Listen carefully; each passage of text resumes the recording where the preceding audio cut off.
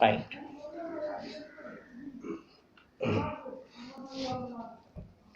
Shorthand dictation,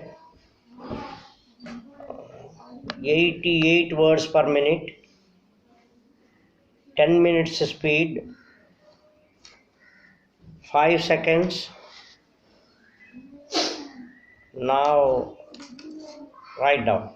Mr. Speaker, sir, this is the first time I have the opportunity to speak on the general budget, and I am grateful to you for giving me this opportunity. The budget is an important instrument of implementing the government's policies. In this country, we are following a planned economy, and therefore it is necessary that unplanned price rise does not take place. The budget will have to indicate the steps we have taken to arrest any unplanned price rise. I would like to suggest that the finance minister indicate the measures to be taken in this direction. Sir, floods and drought have become a common phenomenon in this country. In the midst of plenty, we find scarcity of water for drinking and for irrigation. We have to take steps to link the mighty rivers to get enough water for these purposes. The next point I would like to suggest is about the question of workers in the highways. Of course, there is a necessity for having some works, but in the same casual work, we cannot go on having workers on a casual basis and treat them as casual labor. I would therefore suggest that all those who have put in 180 days of service should be made permanent. As regards minor irrigation problems, there are many tanks which have not been repaired at all for many years. During the last cyclone, many of them have been damaged and they have to be repaired. A few have been repaired this year and the remaining are expected to be repaired next month. Coming to forest, I wish to say that there has been large destruction of forests during the last 10 years. We must pay immediate attention to this problem. We have to acquire new areas and replanting should be taken up. We should not allow indiscriminate cutting of trees in the forest. In the field of education, first, I wish to deal with the question of pay of teachers. For any system of education, well-trained teachers are very useful and their status needs to be raised. I hope the committee which has been appointed recently will go into the matter in detail. My second point as regards education is this. The government have a very creditable record. Some people may have doubts about the usefulness of basic education, but many educationists in the country have given the verdict that it is the best kind of education for the people in the villages.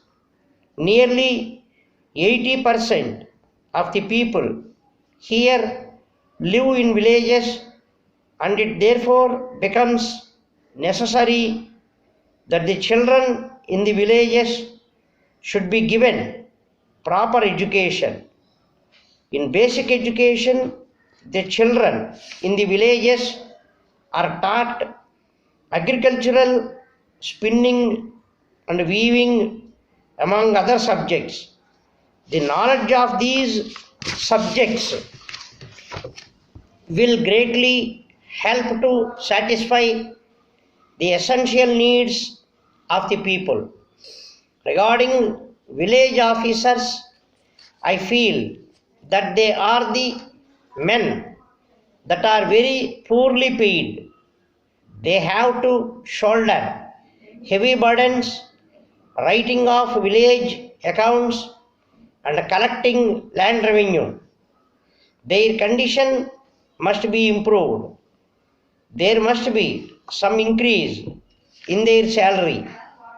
Finally, sir, I would like to state that relief centers in the drought areas should be opened, not merely in big centers, but in out of the way places, I mean in remote village part.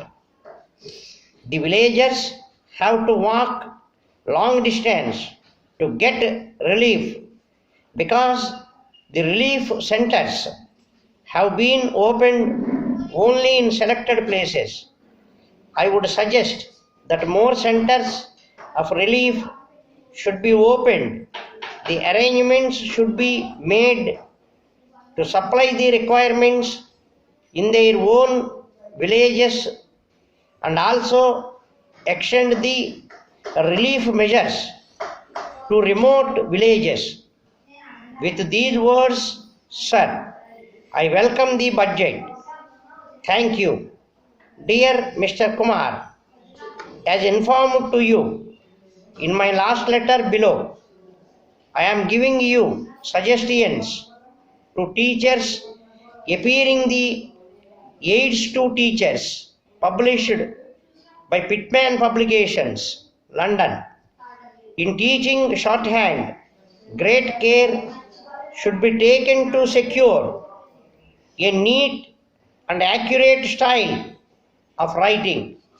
Students should have it continually impressed upon them that shorthand is of no use unless it can be read or transcribed afterwards correctly.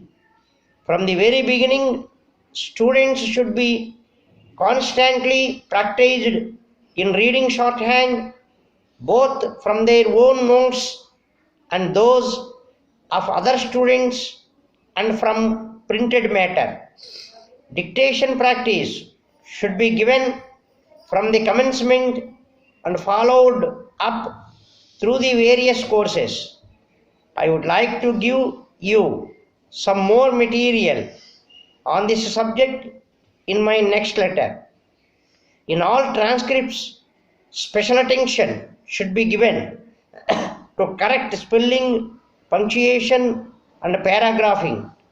Students should be asked to write their exercises on alternate lines so that the teacher's corrections may be placed on the blank lines and thus attracting immediate attention for repetition practice.